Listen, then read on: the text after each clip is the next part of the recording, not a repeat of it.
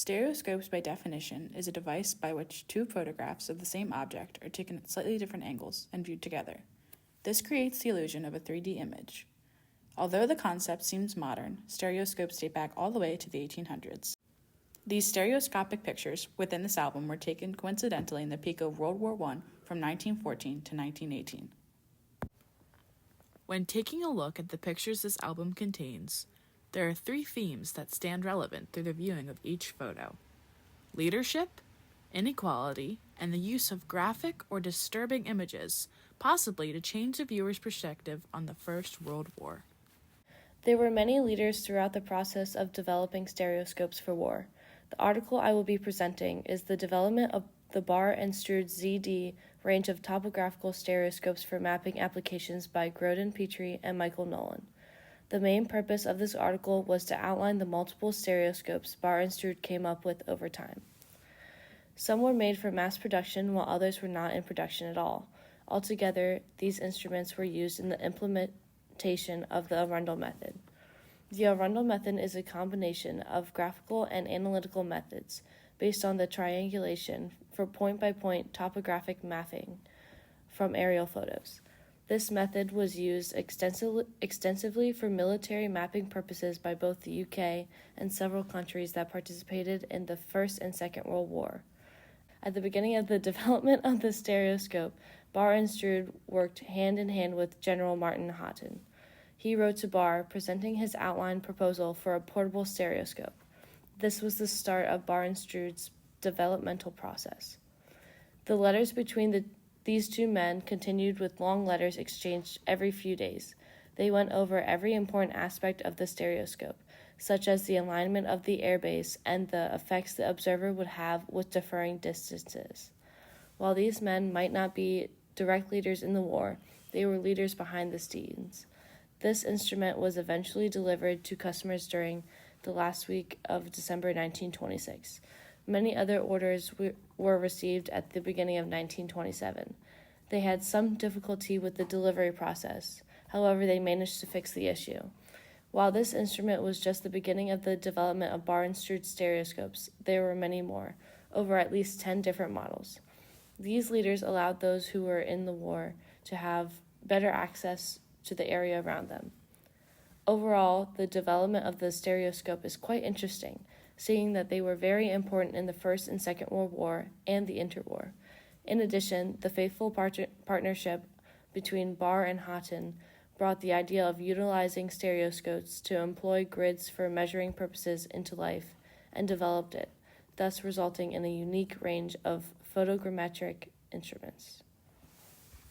The truth is, war never changes. It's exactly the same no matter which era happens upon. War was all-time high from July 28, 1914 to November 11, 1918.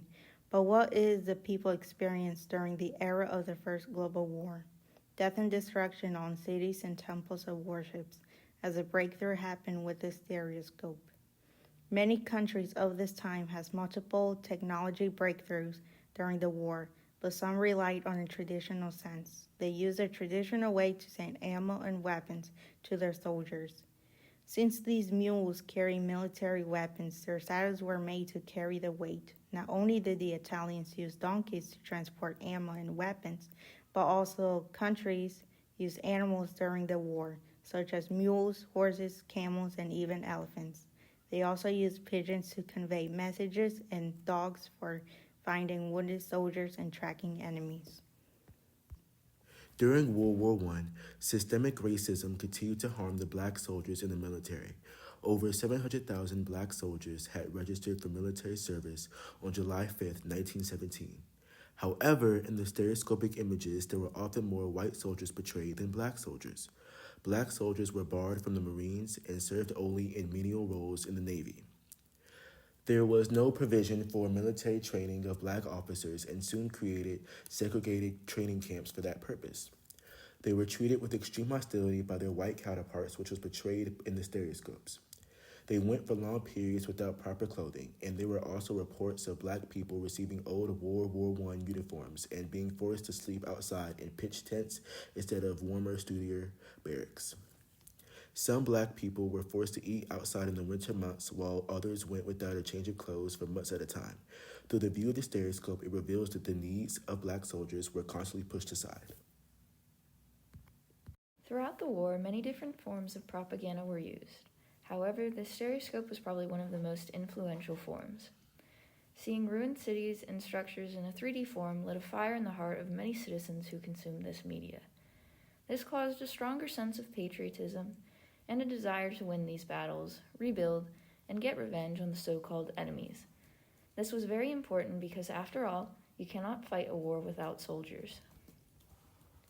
These photos of ruins often pictured churches as a way of promoting the war and why it must be fought. These sacred buildings at one point symbolized the unity of the community, but are now reduced to rubble and ash. Churches were seen as a safe haven, where you could be protected no matter what. Destroying churches was seen as a barbaric action, and again gave everyday citizens the idea that their opponents truly were unhuman and evil.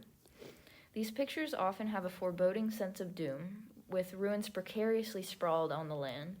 These once beautiful structures that were a part of everyday life, that meant a lot to the average everyday citizen. Another noticeable theme is families and citizens in front of their ruined homes and cities. These pictures were meant to evoke a sense of empathy in the citizens.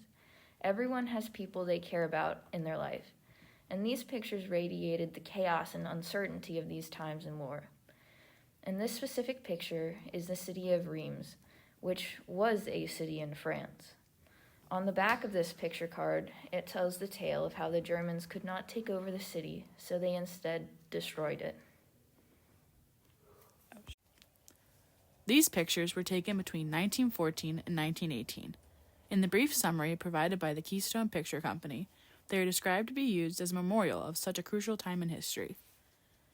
But as a closer look is taken, the narrative seems to fray. Although at first glance the idea of a three-dimensional picture seems extraordinary, there are some photos that contain disturbing features. These features are the bodies of individuals who had been lost to war. Several pictures show lifeless bodies scattered throughout the lens. Now, why would an album that's intentioned to memorialize show such a gruesome side of war? On the backs of each of these pictures, you find a brief description of what is happening in the photo, but nowhere is it stated whom is in the picture. The stereoscope that was intended to capture a time in history has proven that keeping the memory alive was not the only thing on the agenda. These photos are a direct example of how it not only took a toll on the physical aspect of life, but also the mental.